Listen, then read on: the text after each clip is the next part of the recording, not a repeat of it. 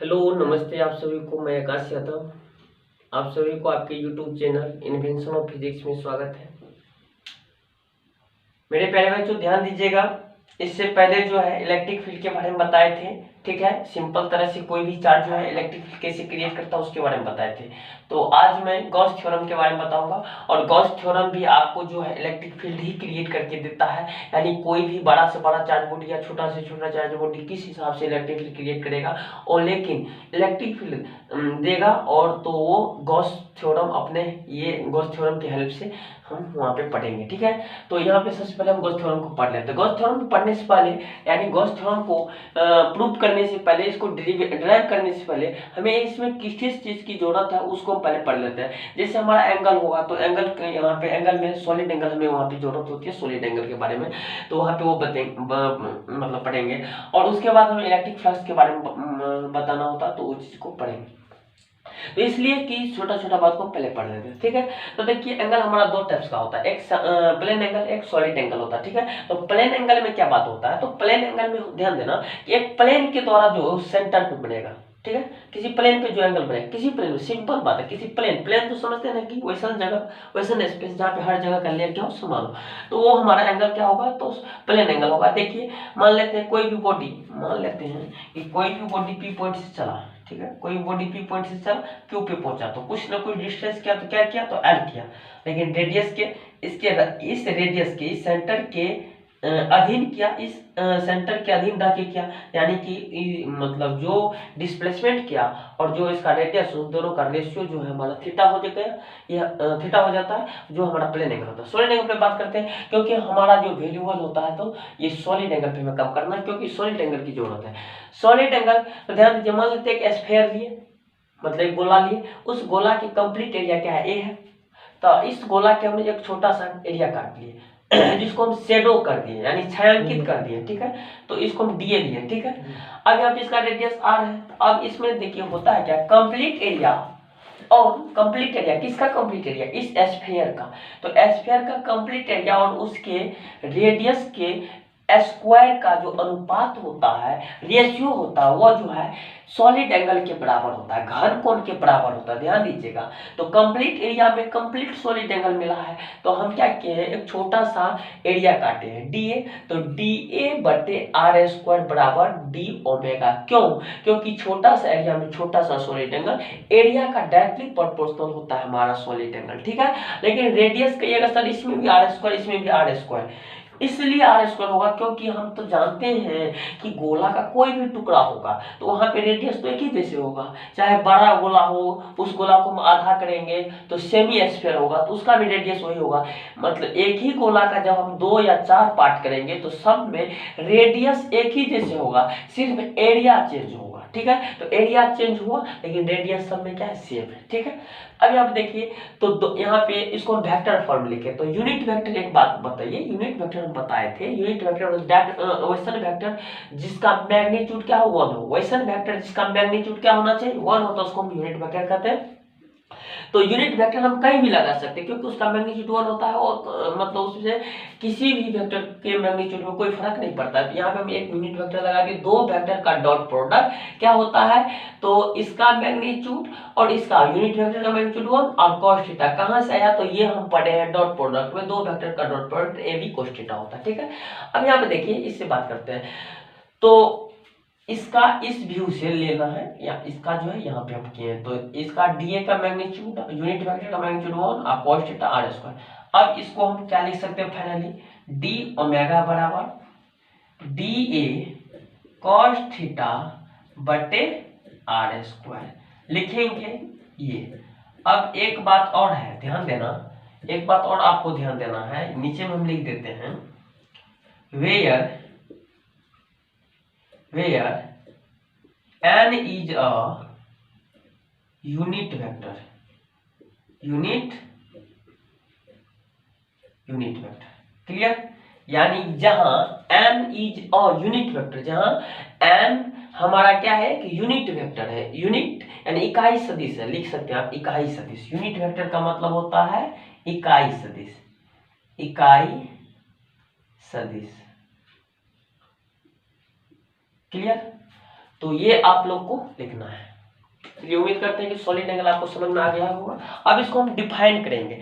तो डिफाइन कैसे करेंगे, तो लिखेंगे it is equal to the ratio of area and square of radius, square of radius. किसका रेडियस, तो उसी स्फीयर का रेडियस, ठीक है। या इसको हम ऐसे भी कर सकते हैं, यह जो है एरिया, यह जो मतलब यह सॉलिड एंगल जो है बराबर होता है, सॉलिड एंगल बराबर होता है उस गोला के, उस गोलीय पृष्ठ के क्षेत्रफल एवं त्रिज्या के स्क्वायर के अनुपात का क्या होता है, बराबर होता है। ऐसे भी हम लिख सकते हैं। तो चलिए इसको मिटाते हैं, इसको हम डिफाइन करेंगे, ठीक है।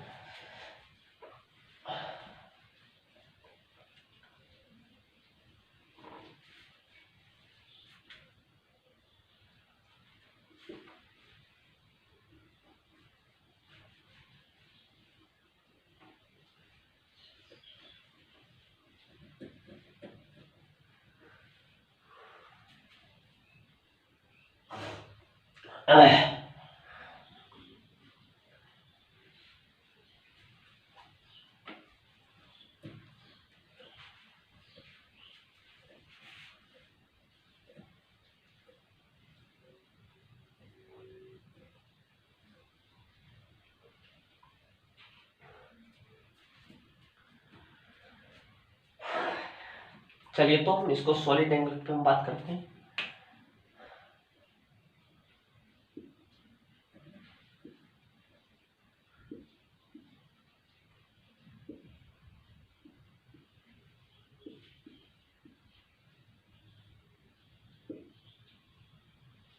चलिए लिखेंगे इसमें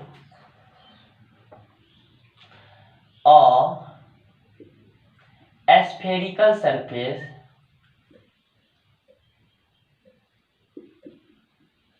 spherical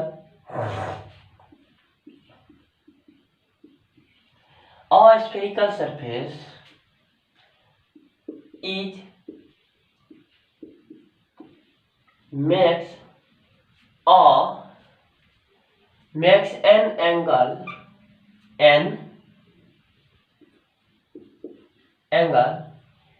at the center is called solid angle, ठीक है। इसको हम लिख सकते हैं, हिंदी में डिफाइन कैसे करेंगे, वह गोलीय सरफेस या किसी, ऐसे लिख सकते हैं, ये मतलब वह, कोई, किसी, कुछ हो सकता है, किसी गोलीय पृष्ठ के द्वारा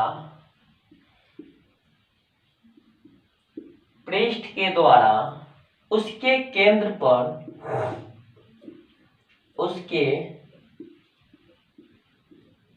केंद्र पर बनाए गए कोण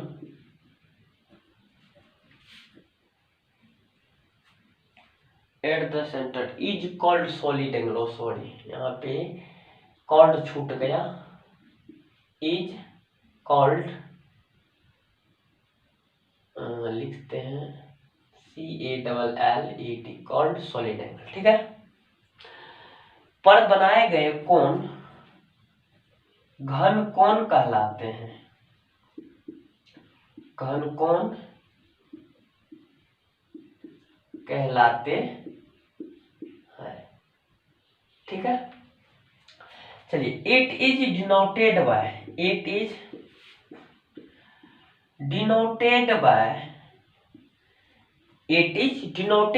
ओमेगा, ठीक है। अब देखिए इट इज यानी इसे डिनोटेड मतलब दर्शाया जाता है किसी के द्वारा, तो ओमेगा के द्वारा। इतना आपको इंग्लिश चलना चाहिए, ठीक है। चलिए तो इट्स SI यूनिट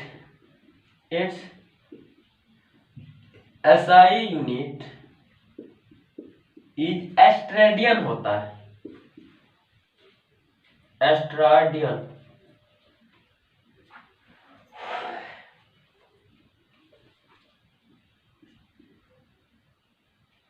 एस्टेरेडियन,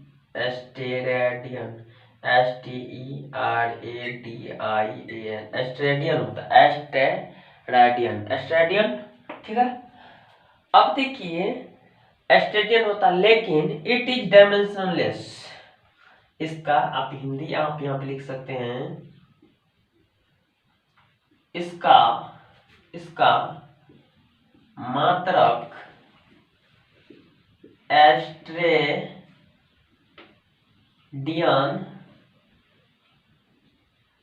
होता है, एस्टेरेडियन होता है।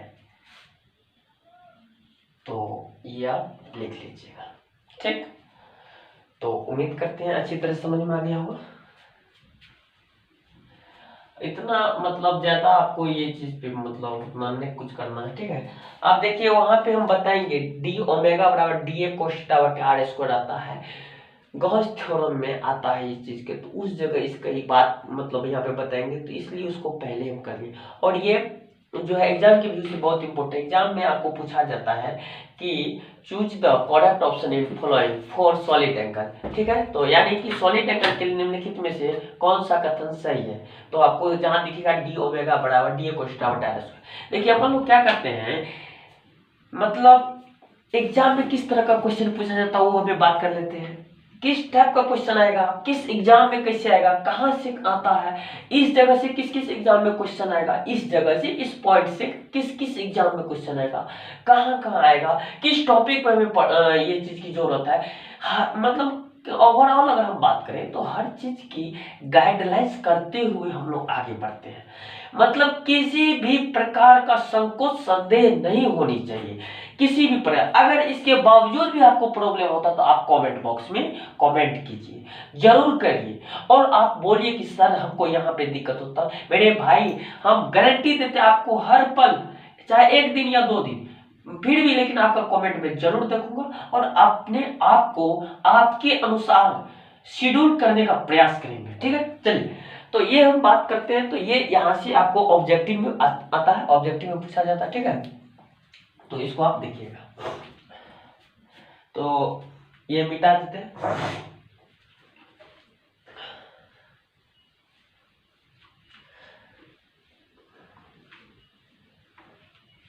चलिए थोड़ा सर्दी का प्रॉब्लम हो चुका है और इस कारण से कुछ वॉइस में प्रॉब्लम है, ठीक है।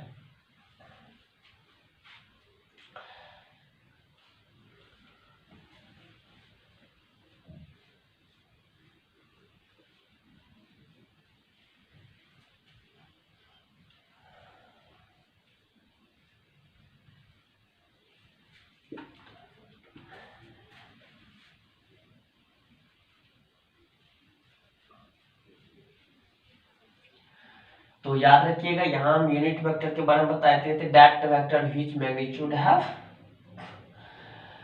1, उसको हम क्या कहते हैं, यूनिट वेक्टर। ये चीज आप याद रखिएगा।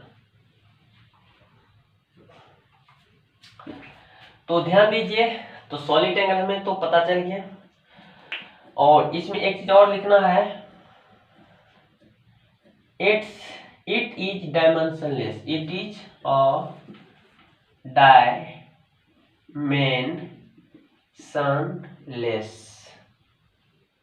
यह जो डायमेंशनलेस होता है यह विमाहीन होता है, विमाहीन होता है, क्लियर। चलिए यह विमाहीन होता है, ये चीज। अब यहाँ पे देखिए, तो डैटिज करके हम लेते हैं, याद कीजिए हम बताए थे, फिर एक बार हम बनाते हैं यहाँ पे फिगर। ये हमारा स्फीयर है, इसका ये रेडियस हो जाएगा, ठीक है।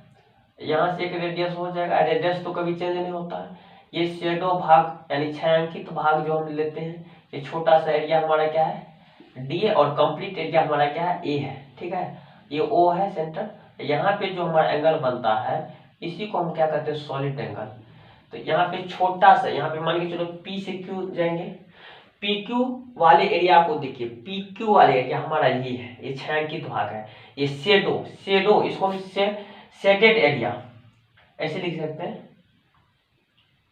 शेडेड पोर्शन, पोर्शन यानी कि छायांकित भाग, छायांकित भाग, छायांकित भाग को हम छोटा सा एरिया है, छायांकित भाग इतना, वो हमारा छोटा सा एरिया है। तो ध्यान दीजिए, तो एरिया का यानी कि जिस हिसाब से कि हमने पी से क्यू तक काटे एरिया, तो हमें छोटा सा एंगल मिला। अगर मान के चलिए ओवरऑल का बात करें, अगर हम ओवरऑल का बात कर लेते हैं तो हमें कंप्लीट एरिया मिल जाएगा। पी से चले फिर पी पे ही पहुंच गए तो हमें एरिया ए मिल जाएगा। तो कंप्लीट एंगल में क्या होता है, तो दैट इज ओमेगा बराबर कंप्लीट एंगल में कंप्लीट एरिया, कंप्लीट एंगल में सॉरी कंप्लीट एरिया में कंप्लीट सॉलिड एंगल मिलेगा और इसके रेडियस का स्क्वायर। अब बताइए, गोला का जो एरिया होता है 4 पाई आर स्क्वायर, और ये आर स्क्वायर पहले से, आर स्क्वायर गया, क्या बच गया 4 पाई। तो हम फाइनली लिख सकते हैं इसको कि कंप्लीट सॉलिड एंगल कितने के बराबर होता है, तो 4 पाई के बराबर। ये ऑब्जेक्टिव में पूछता है, पैरामेडिकल में देखिएगा ये 3 बार पूछा है, ठीक है, तो इसको आप देख लीजिएगा। तो इसमें हम बात किए थे, तो इसको हम डिफाइन एक तरह से और हम कर सकते हैं, इसको एक तरह से और डिफाइन हम कर सकते हैं। कैसे कर सकते हैं, चलिए ऊपर को हम मिटाते हैं, फिर इसको हम डिफाइन कर सकते हैं। मतलब जो हम सोचेंगे वही चीज हमारा सही होगा। हमने जो देखेंगे, देखिए हमारे क्लास में प्रैक्टिकली सोचने का प्रयास कीजिए, और जो आदमी प्रैक्टिकली रहता है वो कभी बोलता नहीं है। कारण है कि कोई भी इंसान, कोई भी साइंटिस्ट जो बना है, प्रैक्टिकली सोच के बना है, वो कभी नहीं भूला था। इसलिए हम लोग जो प्रैक्टिकली सोचने का प्रयास करेंगे नहीं जब तक, तब तक हम लाइफ में कुछ कर ही नहीं सकते हैं। तो ये बात आप लोग को हमेशा ध्यान रखना है, किसी के बहकावा में मत जाइए प्लीज, और हमारे साथ बने रहने का प्रयास कीजिए। और गारंटी दे देते हैं, गारंटी देते हैं, मैं आपके लैब को सिक्योर बना दूंगा। ये हम नहीं बनाएंगे, लेकिन आपका ये क्लास जरूर बनाएगा, ठीक है। बाय द वे, हाँ, लेकिन तब बनेगा जब आप सीरियस रहिएगा तब, नहीं तो कोई माई का लाल नहीं आपका कुछ कर सकता है, ठीक है। इसलिए कहता है कि God help those whose help themselves, God help those whose help themselves, यानी भगवान उसी का मदद करते हैं जो खुद का मदद करना जानता है, ठीक है। तो इसीलिए हम कहते हैं कि आप खुद का जब तक अपने आप में ढालने का प्रयास नहीं कीजिए, तब तक हम भी नहीं कुछ कर सकते हैं। हम तो बोलते हैं ना, गारंटी देते हैं, लेकिन नहीं कर सकते हैं जब तक आप अपने आप को नहीं संभालिएगा। चलिए, तो ज्यादा बात नहीं होनी चाहिए। चलिए, तो हम इसको क्या कर सकते हैं, इसको डिफाइन कैसे कर सकते हैं, it is equal to the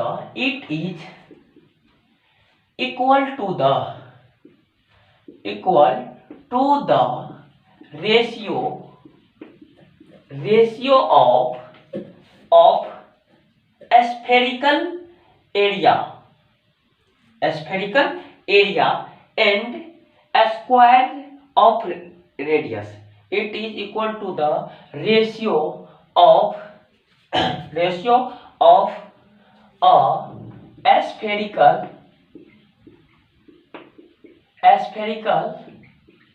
area and a square of its radius, ठीक है। इसको हिंदी में कैसे डिफाइन करेंगे, यह गोलीय पृष्ठ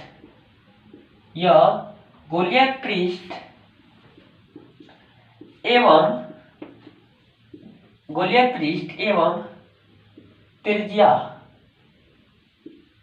त्रिज्या के वर्ग के अनुपात के बराबर होता है, इक्वल बराबर होता है। क्लियर, ठीक है। तो देखिए, आपको इंग्लिश हिंदी में बहुत ही सिंपल वर्ड का प्रयोग किए हैं, बहुत ही इजी तरीका से बताया जा रहा है। अगर आपको लग रहा है कि इंग्लिश हिंदी में प्रॉब्लम है तो ये आपकी नादानीपनी है। कारण है बाबू, जबर साइंस जो हमारा इंग्लिश लैंग्वेज है और इंग्लिश में ही हमें यूज करना चाहिए, लेकिन बाय द वे हमें जो है हिंदी में भी करते हैं। और आपको ये कभी भी नर्वस नहीं होना है कि हम यहाँ पे सर जो है ज़्यादातर इंग्लिश यूज करते हैं। नहीं बाबा, हम एक एक वर्ड का इंग्लिश करते हैं तो उसका हिंदी भी करते हैं। तो इस चीज़ को आप सबसे पहले देखने का प्रयास कीजिएगा। देखिए, it is equal to the ratio of, यानी यह बराबर होता है, ठीक है, रेशियो ऑफ स्फेरिकल एरिया। किसका स्फेरिकल एरिया? ई स्फेयर का, इस गोले का, and square of its radius, यानी इसके रेडियस के स्क्वायर का, इसका एरिया और उसके रेडियस के स्क्वायर के अनुपात को क्या कहते हैं?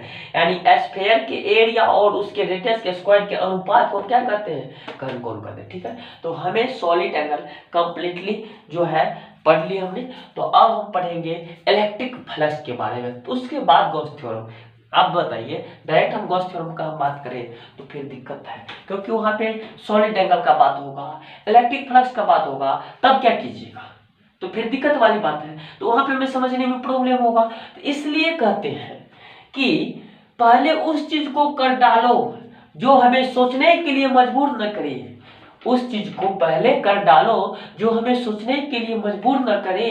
ए खुदा तेरा क्या फरियाद, मैं तो अपना खुद ही फरियाद खुद ही अपने में सुनता हूं। तो ये चीज जो है, अपना फरियाद खुद ही पहले सिक्योर करना है, जो आगे हमें कोई डिसमिस ही नहीं कर सकता, प्रॉब्लम में नहीं डाल सकता है, ठीक है।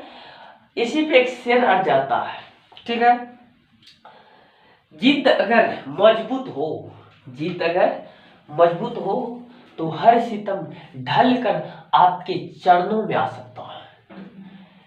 इसलिए कहते हैं जिद होनी चाहिए, जिद सबसे पहली बात होनी चाहिए, जिसको हम कहते हैं मतलब ये कि पूरा जो है कंसिस्टेंसी रहना चाहिए और अपने अंदर में इंटेलिजेंसी जो है तगड़ा रहना चाहिए, ठीक है, किसी भी चीज को पाने के लिए। ये तो इसको हम मिटाते हैं। अब हम चलते हैं इलेक्ट्रिक फ्लक्स, ठीक है। आप लोग भी आप जो है इलेक्ट्रिक फ्लक्स जो है लिख के रखिएगा। और हम पहले ही बोल दिए, हम पहले ही बोल दिए कि जो है इलेक्ट्रिक फ्लक्स मतलब सॉरी पहले ही बोले कि हमारे क्लास ज्वाइन करने से पहले, हमारे वीडियो को देखने से पहले आप सबसे पहले पेन और कॉपी लेके आप बैठिए, ठीक है।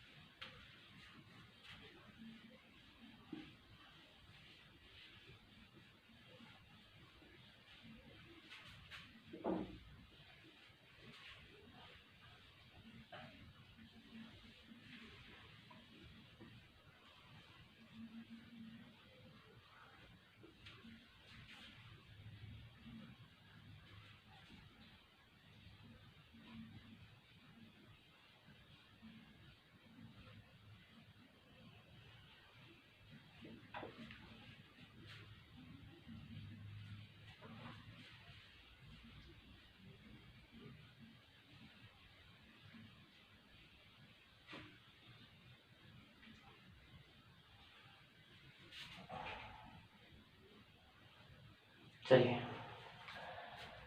तो आप सब आदमी पेन कॉपी तैयार रखिएगा और लिखिए इलेक्ट्रिक फ्लक्स।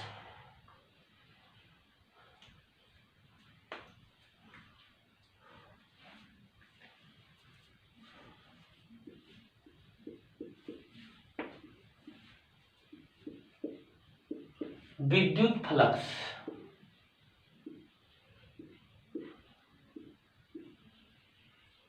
हिंदी में भी फ्लक्स से लिखिए,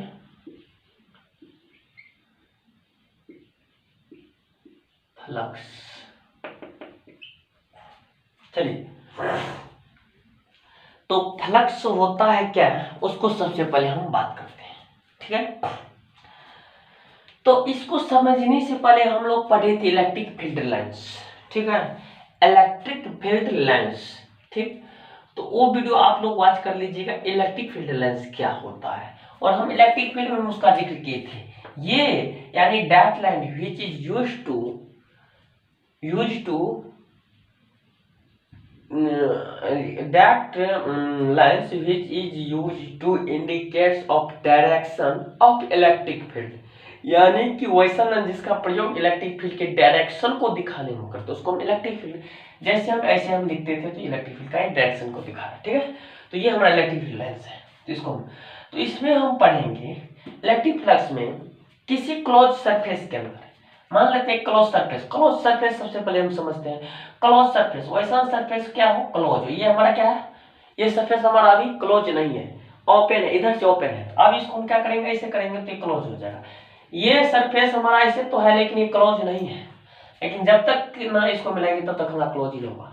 क्लोज का मतलब ये हुआ कि यानी फर्स्ट एंड पॉइंट और सेकेंड एंड पॉइंट हमेशा हो जो है वो एक दूसरे के साथ क्या होना चाहिए, तो जुड़ा हुआ रहना चाहिए, ठीक है, ज्वाइंट रहना चाहिए, उसको हम क्लोज कहेंगे, ठीक ना। चलिए, इसका मतलब है कि हम इसको पहले समझते हैं। तो इलेक्ट्रिक फ्लक्स में हम एक सबसे पहले एक फिगर बनाते हैं। चलिए इस साइड हम बना लेते हैं, इसको दो पार्ट में हम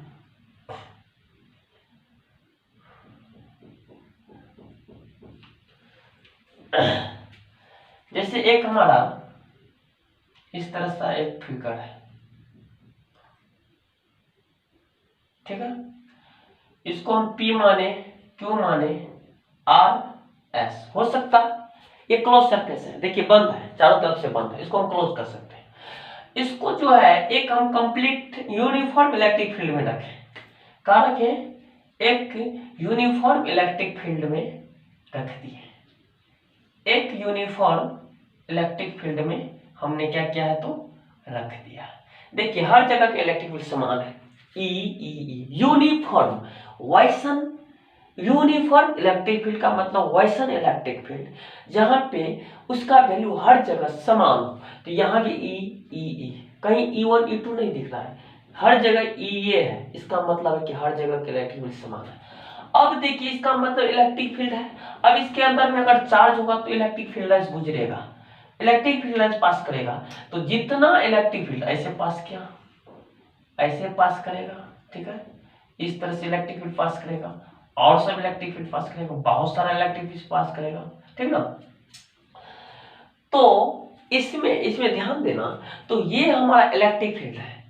अब देखिए ये PQRS जो था, इसका कंप्लीट एरिया क्या है बाबू, ए है, इसका कंप्लीट एरिया क्या है, ए हमारा क्या है, इसका कंप्लीट एरिया है, किसका, तो PQRS का पूरा का कंप्लीट, पूरा PQRS कंप्लीट फिगर का बात करें तो कंप्लीट एरिया ए है, इसको हम एरिया कहेंगे, एरिया मतलब क्षेत्रफल, क्षेत्र। अब देखिए हम तो पहले से ही बताते आ रहे हैं कि इलेक्ट्रिक फील्ड में हम बताए थे कि कोई भी चीज हम बड़ा चीज का अगर कुछ हमें करते हैं, उस पर काम करते हैं, तो सबसे पहले क्या करते हैं, स्टेप वाइज छोटा छोटा चीज के लिए निकालते हैं, बड़ा के लिए धीरे धीरे हम आगे बढ़ते हैं। तो ये पूरा एरिया के लिए हमें फ्लक्स निकालने में प्रॉब्लम होगा, तो एक छोटा सा एरिया काट लेंगे, ठीक है। तो छोटा सा एरिया हम काट लेते हैं, यहाँ पे मान लेते ये आपका एक छोटा सा एरिया है, ये एरिया हमारा क्या है, तो डी है, मान लेते इसको मिटा लेते हैं, चलिए कोई दिक्कत नहीं। यहां से ये इसका एरिया हो जाएगा आपको डी, और इलेक्ट्रिक फील्ड और एरिया के बीच कुछ एंगल होगा थीटा, ठीक है।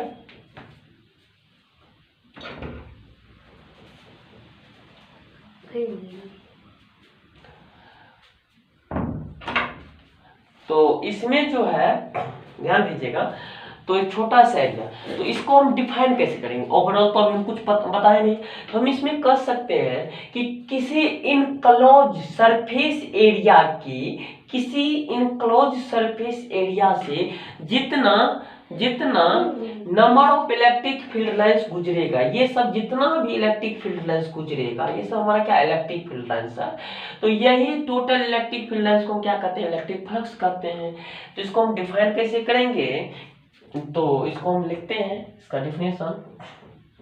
तो इसको हम फिर से एक बार बात कर लेते हैं कि टोटल, ये सब हमारा इलेक्ट्रिक फील्ड लाइंस है, ये सब हमारा क्या है जी, इलेक्ट्रिक फील्ड लाइंस। तो लिखेंगे total electric field lines passing through, pass कर रहा है ना, passing through perpendicularly area of enclose surface, area of enclose surface is called electric flux. Hindi में कैसे होगा, किसी बंद पृष्ठ के लंबवत गुजरने वाली टोटल विद्युत बल रेखा, ये रेखा है ना, तो जितना विद्युत बल रेखा गुजरेगा तो वही टोटल विद्युत बल रेखा की संख्या को इलेक्ट्रिक फ्लक्स कहते हैं। ठीक है, तो उसको हम बात करते हैं, लिखेंगे इसको टोटल इलेक्ट्रिक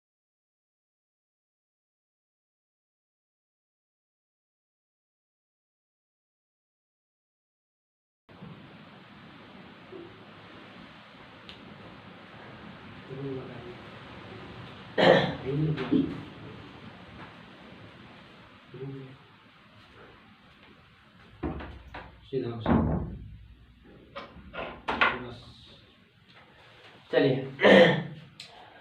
तो यहाँ पे देखना है कि विद्युत फ्लक्स एक बार हम फिर से समझ लेते हैं। ठीक है, तो किसी बंद पृष्ठ के लंबवत, लंबवत का मतलब परपेंडिकुलर, ठीक है, जो इलेक्ट्रिक फील्ड लाइंस गुजरता है वही टोटल हमारा क्या होता है, विद्युत फ्लक्स होता है। तो हम इसमें लिखें total electric field is intercept, मतलब जा रहा है, मतलब उस पर जा रहा है, इंटरसेप्ट कर रहा है, परपेंडिकुलर या normally area of a close body, तो क्लोज बॉडी। ठीक है, तो उसको हम क्या कहते हैं, इज कॉल्ड, ये इसी में लगा देंगे तो इलेक्ट्रिक फ्लक्स। अब देखिए इसमें हम हिंदी में क्या लिखे हैं, हिंदी में इसी को हम ट्रांसलेट कैसे किए इसको देखना। देखिए हमारा इंग्लिश हिंदी में किसी को प्रॉब्लम नहीं होगा, इतना मतलब लोकल वर्ड यूज हो रहा है और इतना बहुत ही सिंपल लैंग्वेज है, सिंपल सेंटेंस। आप ना तो इंग्लिश वाला को दिक्कत होगा, ना तो हिंदी मीडियम वाला को दिक्कत होगा। ठीक है, तो किसी बंद पृष्ठ के लंबवत, जो बोले हैं वही हम लिखा भी रहे हैं, कोई किताबी लैंग्वेज नहीं, कहीं से नहीं, ये हमारा हमारा क्या, ये जितना भी ये कॉन्सेप्ट है, सारा कॉन्सेप्ट पे जो है मतलब सिंपल वर्ड में जो हम बता रहे हैं, इस सब का सब जो है हमारा किया हुआ चीज है। और इस पे आप ध्यान दीजिएगा, ये इससे आसान कुछ और हो ही नहीं सकता। अगर आप इसमें थोड़ा सा भी मन नहीं लगाइए तो फिर दिक्कत वाली बात है। चलिए, तो किसी बंद पृष्ठ के लंबवत गुजरने वाली कुल विद्युत बल रेखा को विद्युत फ्लक्स कहते हैं। यही सब जो रेखा 10 ठो गुजरेगा या 20 ठो गुजरेगा वही हमारा टोटल विद्युत फ्लक्स होगा, सीधी सी बात है। चलिए, तो ये क्लियर हो गया। इसको हम दूसरी तरह से कैसे डिफाइन करेंगे, और थोड़ा सा स्टैंडर्ड टर्म में इसको हम मिटा के बात करते हैं।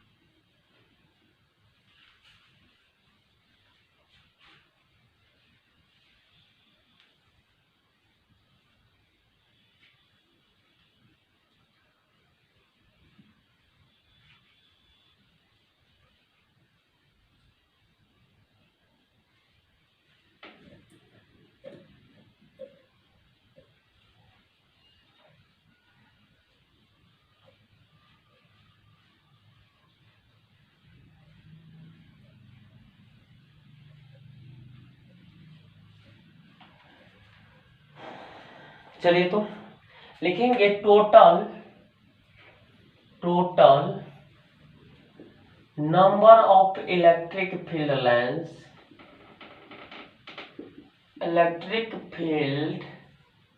लाइन्स passing through नॉर्मली या परपेंडिकुलरली। नॉर्मल का मतलब ऊपर होता है, परपेंडिकुलर और नॉर्मल एक ही चीज है। थ्रो परपेंडिकुलरली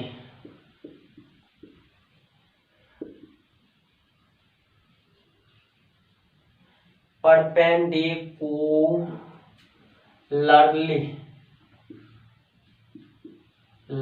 परपेंडिकुलरली या उसी को नॉर्मली भी कहते हैं perpendicularly area of a body. ठीक है, चलिए, तो ये हो गया यानी total number of electric field lines, ये यानी जितने भी इलेक्ट्रिक फील्ड लाइंस गुजरेगा उसकी संख्या पासिंग थ्रू परपेंडिकुलर, यानी परपेंडिकुलर जो पास करेगा और मतलब परपेंडिकुलरली पास जो करेगा वही सब का सब क्या कहलाएगा, तो वो हमारा इलेक्ट्रिक फ्लक्स कहलाएगा। ठीक है, वो सब का सब हमारा इलेक्ट्रिक फ्लक्स कहलाएगा of a body is called, कहलाता है इलेक्ट्रिक फ्लक्स।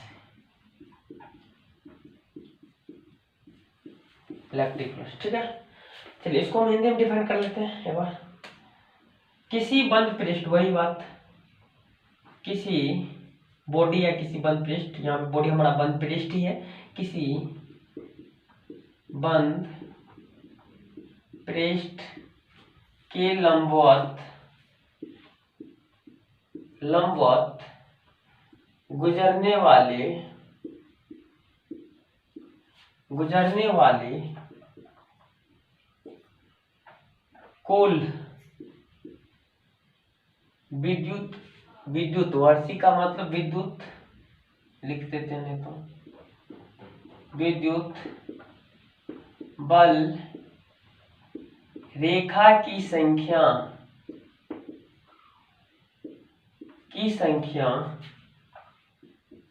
को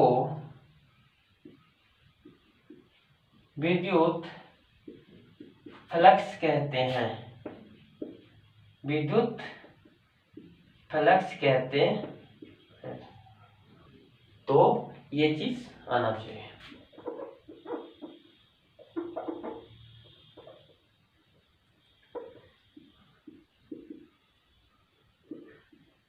चलिए, तो आसान है, बहुत सिंपल वर्ड में हम लिखे। चलिए अब इसको हम पहले डिराइव कर लेते हैं, कितना होता है कैसे होता है। ठीक है, तो इसको मिटाते हैं।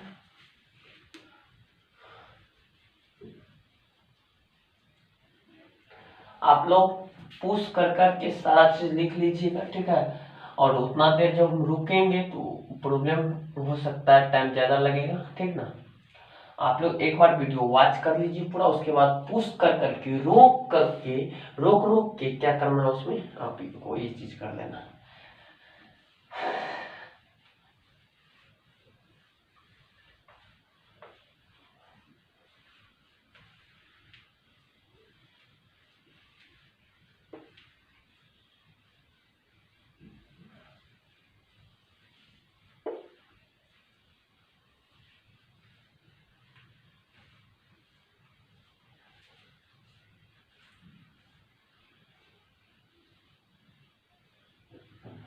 चलिए,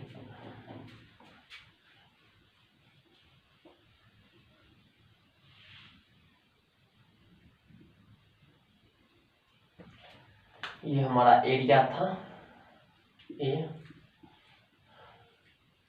ठीक है, तो इसमें हम बात करते हैं। सबसे पहले ध्यान दीजिएगा, इसमें हम लिखे हैं तो लिखे हैं कुछ, तो माने हैं PQR, तो लिखेंगे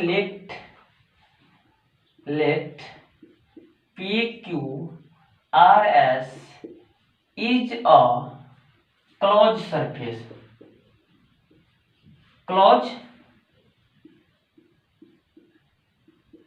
ये फिगर आप भी लिख सकते हैं, which is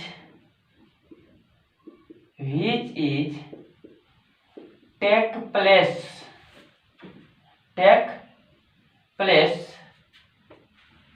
inside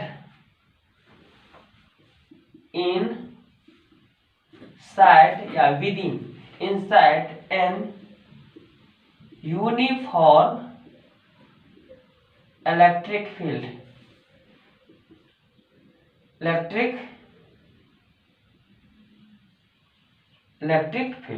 ठीक है, हो गया। तो अब इसमें हम बात करते हैं, देखिए फिर इसको हिंदी में माना कि पी क्यू आर एस एक बंद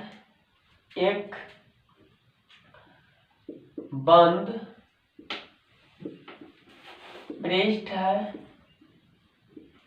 जो किसी समरूप विद्युत क्षेत्र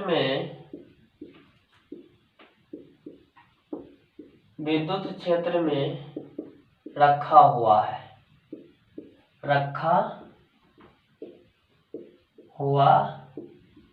क्लियर है।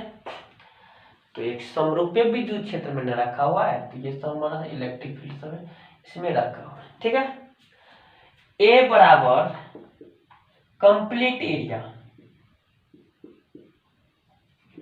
कंप्लीट यानी कि पूर्ण क्षेत्रफल,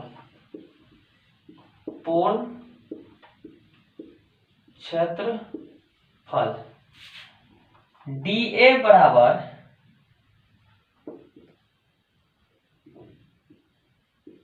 एलिमेंट्री एरिया, मतलब क्या, अल्प क्षेत्रफल लिख सकते हैं, अल्प थोड़ा सा, अल्प क्षेत्रफल, ठीक है।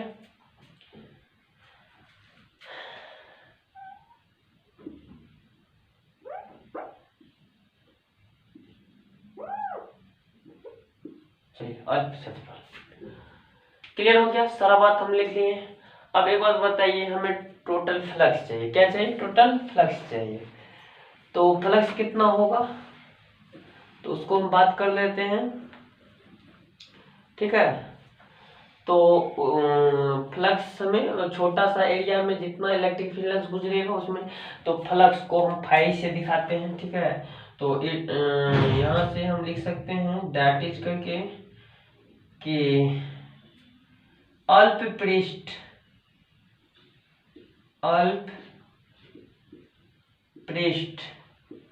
डीए के लिए इलेक्ट्रिक फ्लक्स, विद्युत फ्लक्स यानी electric flux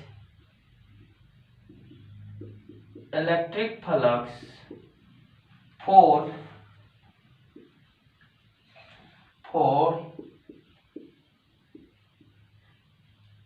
elementary area DA,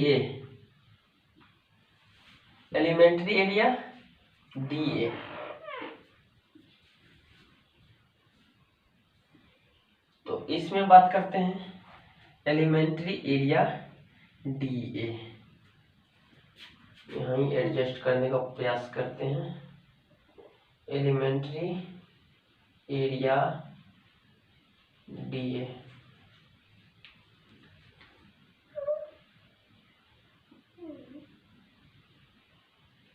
elementary area DA, ठीक है।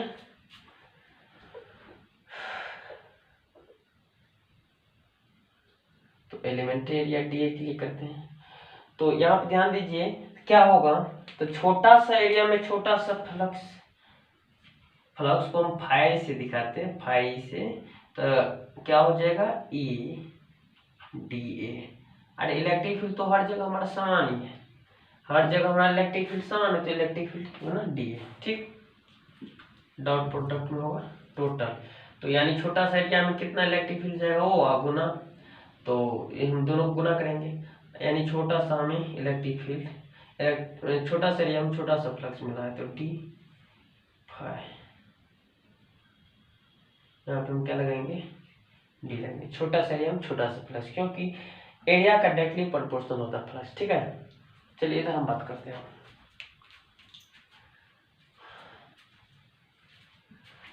तो ये यहाँ तक हम लिखे, ऊपर वाले को ही हम मिटा देते हैं, यहाँ पे स्पेस, ठीक है। तो इसको उम्मीद करते हैं आप लोग लिख लिए होंगे।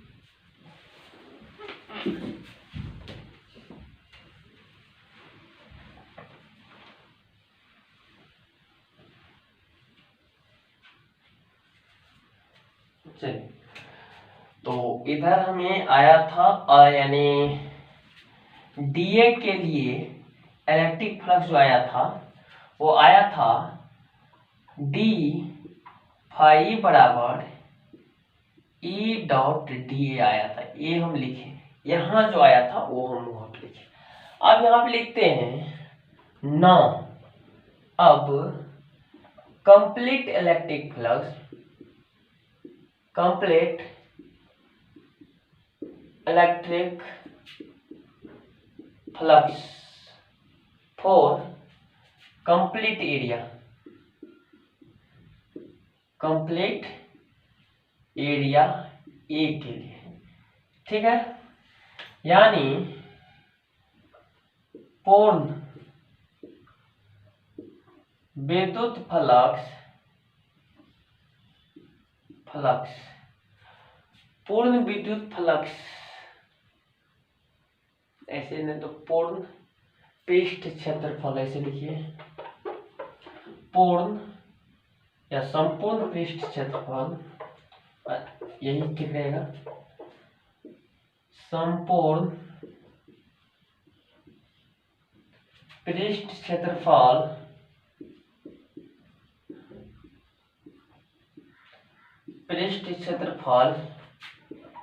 ए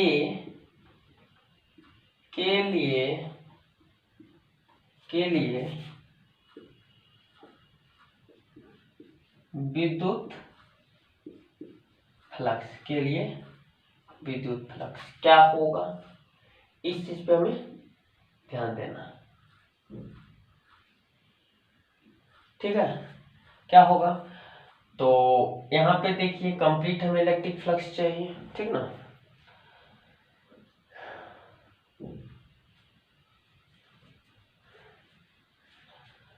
तो यहाँ पे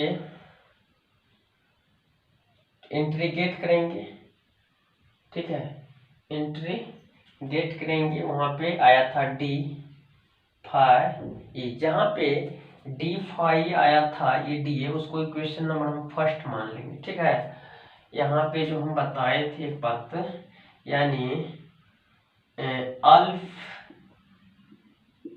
एरिया डीए के लिए जो फ्लक्स आया था, तो छोटा सा एरिया में छोटा सा फ्लक्स, तो डी फाई बराबर ई डी ए कॉस थीटा हटाइए वाले, इतना ही चलेगा, ठीक है। तो फाई बराबर आया था ई डॉट डी ए, तो छोटा सा एरिया में हमें तो कंप्लीट एरिया चाहिए, तो एरिया को बड़ा करने के लिए इंटीग्रेट करते हैं, तो फ्लक्स का इंटीग्रेट करते हैं, फ्लक्स वाला इंटीग्रेशन इसमें ऐसे करके लगा दीजिए, लेकिन इंटीग्रेशन ही है, ठीक है।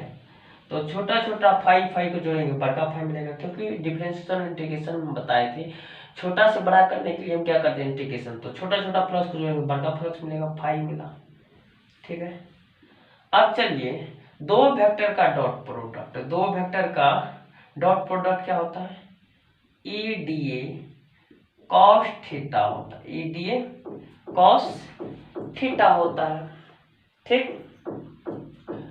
तो यहाँ पे अब करना क्या है, तो ई डी ए कॉस थीटा होता है, कहाँ से आता है, तो यहाँ पे ध्यान देना है कि लिखेंगे चूंकि दो वेक्टर का dot product A B cos theta, यहीं से दो वेक्टर का dot product A B cos theta, तो ये E D A cos theta. अब देखिए हमें इंटीग्रेशन करना है, क्या करना है, इंटीग्रेशन। तो इलेक्ट्रिक फील्ड हमारा कांस्टेंट है, बाहर निकल जाएगा, कॉस थीटा भी कांस्टेंट है, बाहर निकल जाएगा, और इंटीग्रेशन जो होगा किसका होगा, तो डीए का होगा फाइनली। क्योंकि यही हमारा एरिया वेरी कर रहा है। ठीक है, एक लाइन और लिखेंगे।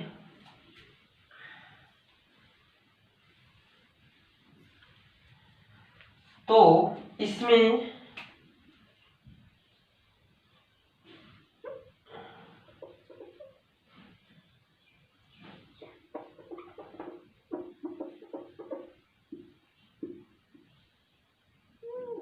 चलिए एरिया था उसको हम मिटा दें। अब ये इधर से हम इधर की ओर आते हैं। ठीक है, तो यहाँ पे देखिए ई डी तो छोटा छोटा एरिया को जोड़ेंगे तो बड़का है, क्योंकि लिख सकते हैं यहाँ पे हमने होता है तो चूंकि dx का इंटीग्रेशन क्या होता है x। ठीक है, वही डी फाई का इंटीग्रेशन फाई मिला, वैसे भी समझ सकते हैं। तो dx का तो x, तो डी फाई का इंटीग्रेशन क्या होगा फाई होगा। तो यहाँ से डी का भी इंटीग्रेशन, तो यहाँ पे हम चलते हैं कि फाई बराबर ई कॉस थीटा ये है, और ए को जोड़ेंगे तो बड़का है, नहीं तो ऐसे भी ले सकते हैं dx का इंटीग्रेशन x, तो यहाँ भी x, तो यहाँ ए हम ले लेंगे। तो इसका मतलब है फाई बराबर हो गया ई ए कॉस थीटा। अब देखिए एक जगह हम बात किए थे, जब हमारा एरिया छोटा था तो फ्लक्स हमें छोटा मिला था। हाँ? अब एरिया कंप्लीट हो गया तो फ्लक्स भी कंप्लीट हो गया। इसका मतलब है कि सच में एरिया के डायरेक्टली प्रोपोर्शनल फ्लक्स होता है। तो किसी बंद पृष्ठ के अंदर में, किसी बंद एरिया के अंदर में जितना फ्लक्स गुजरेगा तो वही हमारा टोटल जितना इलेक्ट्रिक फील्ड लाइंस गुजरेगा वही हमारा फ्लक्स होता है।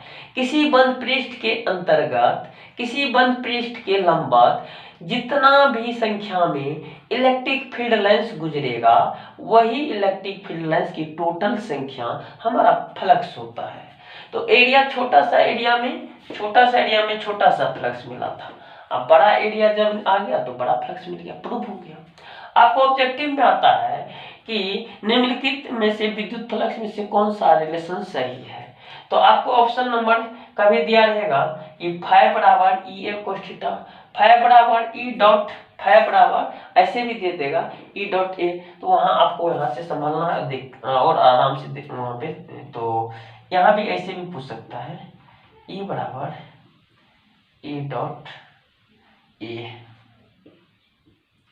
फिर दोनों वेक्टर का डॉट प्रोडक्ट वही होता है। यहां भी आपने होता तो लिख सकते हैं, क्योंकि दो वेक्टर का डॉट प्रोडक्ट जो होता है ए बी कॉस थीटा ही होता है।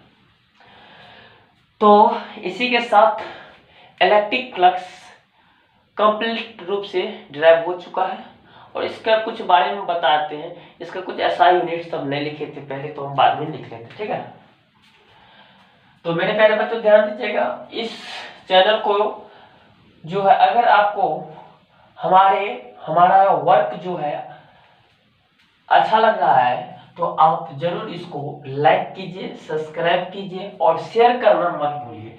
और आप तो इतना शेयर करिए कि कम से कम हम लाइव आने के लिए वहां तक अप्रोच हम कर सकें।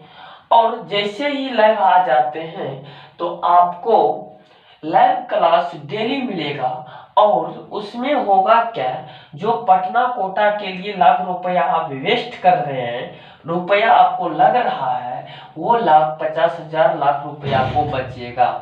आपको अगर तो ये हेल्प आपका मेरे लिए होगा और मेरा हेल्प आपके लिए होगा। ठीक है, तो हम देखिए क्योंकि स्टूडेंट और टीचर एक दूसरे के डायरेक्टली प्रोपोर्शनल होता है, और इस दोनों का रिलेशन दुनिया में बहुत ही बड़ा होता है, बहुत बड़ा अजूबा होता है, बहुत महान होता है इस दोनों का रिलेशन। इसलिए आप लोग चाहिएगा तो बहुत जल्दी वहां तक अप्रोच कराइएगा, पहुंचाने का प्रयास करिएगा, सब्सक्राइब करवाइए अपने रिलेटिव सबसे, और सबसे पहले तो आप सब्सक्राइब कीजिए और बेल का आइकन जरूर दबाइएगा। इसलिए कहते हैं बेल का आइकन दबाने के लिए कि किसी भी प्रकार का मैं वीडियो अपलोड करूं तो सबसे पहले जो है वो नोटिफिकेशन आपके पास पहुंचेगा। ठीक है, चलिए, तो लाइक करना ना भूलिएगा और सब्सक्राइब करना भी ना भूलिएगा, और बेल का आइकन तो दबाना कभी नहीं भूलिएगा। बेल के आइकन दबाने से आपको नोटिफिकेशन सबसे पहले मिलेगा। और मेरे साथ जुड़े रहिए, और मैं पूरा फिजिक्स कंप्लीट तैयारी करा दूंगा, ये गारंटी देते हैं। फ्री ऑफ कॉस्ट आपको हो रहा है। आपको मतलब जो है इसमें पूरा जो है एक्सप्लेन के साथ आपको ये लगेगा कि हमारे सर जो है हमारे सामने है, ठीक है। और ये बेनिफिट आप लोग के लिए है, ठीक है। चलिए, तो आप लोग से यही उम्मीद है कि आप लोग जो है अधिक से अधिक इस वीडियो को शेयर कीजिए, प्लीज मेरा हेल्प कीजिए, और अपने बड़े भाई को जो है प्यार दीजिए, और आपके दिल और दिमाग में हमेशा रहूंगा, ठीक। चलिए, इसी पे एक शेर अर्ज है, इसी पे एक शेर अर्ज है आप लोग से, जैसे मतलब प्यार का बात बोले तो एक शेर अर्ज है, और मेरे लिए भी वो चीज है और आपके लिए भी, वो हम बताते हैं। एक शेर है, क्या शेर जो है, दिल में अजमा के बैठे हुए हैं अनेक सपने, दिल में अजमा के बैठे हुए हैं या सोच के बैठे हुए हैं अनेक सपने, जेबों में भर के आशाएं, आज दिल करता है कुछ कर जाए, कुछ कर जाए। मेरे प्यारे बच्चों, इसी के साथ इस टॉपिक को खत्म करते हैं और कुछ पढ़ के खत्म करेंगे, ठीक है। कुछ जो बचा हुआ है, छोटा बात है। It is denoted by phi, कोई दिक्कत नहीं होनी चाहिए, फाई है, इसे इसे फाई द्वारा सूचित करते हैं, इसको हम सूचित किया जाता नहीं होता तो लिखिए, इसे फाई द्वारा सूचित किया जाता है, सूचित करते हैं या किया जाता है, करते हैं, लिखिए, कोई दिक्कत नहीं होनी चाहिए। उसके बाद है it's SI unit, SI unit क्या होगा, तो हम देखिए लिखते हैं न्यूटन मीटर स्क्वायर पर कूलम स्क्वायर, और क्या हो सकता है, न्यूटन मीटर स्क्वायर पर कूलम स्क्वायर, ठीक है। और एक हो सकता है वोल्ट, ठीक है, वोल्ट मीटर, वोल्ट मीटर, यहां लिखिए वोल्ट मीटर। कैसे वोल्ट मीटर होगा, वोल्ट मीटर देख लेते हैं। इलेक्ट्रिक फील्ड 1/, रुक जाइए, इलेक्ट्रिक फील्ड एरिया है तो Q/R, तो वोल्ट हो गया, एक R बच गया, एक R मतलब 1 मीटर 1 मीटर 1 मीटर 1 मीटर, ठीक, वोल्ट मीटर होता है। चलिए, इसका सही यूनिट क्या होता है, वोल्ट मीटर। उसके बाद जो है it's dimensional formula, it's dimensional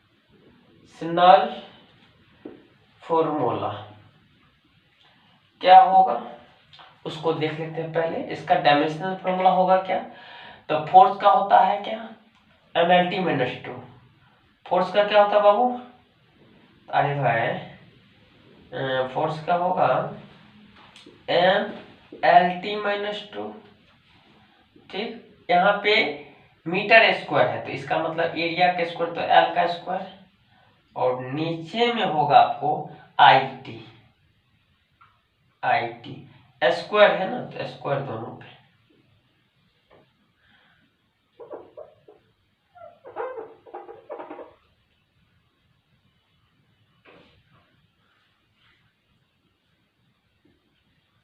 I² T²। इसको फाइनली हम लिखेंगे M, L है L तो L³ हो जाएगा, और T² ऊपर जाएगा तो -2 और -2, तो टी पे पावर -4, आई भी ऊपर जाएगा तो माइनस, तो आपका ये आंसर हो गया। तो आज का क्लास यहीं पे खत्म करते हैं। उम्मीद करते हैं सारा बात क्लियर रूप से पता चल रहा होगा, पूर्ण रूप से समझ में आ गया होगा। तो इसी के साथ आप लोग जो है इसको बढ़िया से देख लीजिएगा और लाइक और सब्सक्राइब जरूर कीजिएगा और शेयर तो करना मत भूलिएगा, ताकि बहुत सारे ऐसे दोस्त हैं, ऐसे भाई हैं, ऐसे बहनें हैं कि इस कोरोना काल में बैठे हुए हैं, जिससे कि मेरे तरफ से और आपकी तरफ से कुछ हेल्प उसको मिल सके। तो इसको आप सबसे पहले जो है करने का प्रयास कीजिएगा। देखिए, कर भला तो हो भला, करना है भला, आपका भी भला होगा, मेरा भी भला होगा, ठीक है। और फिर जो है इसी के साथ God bless you, take care.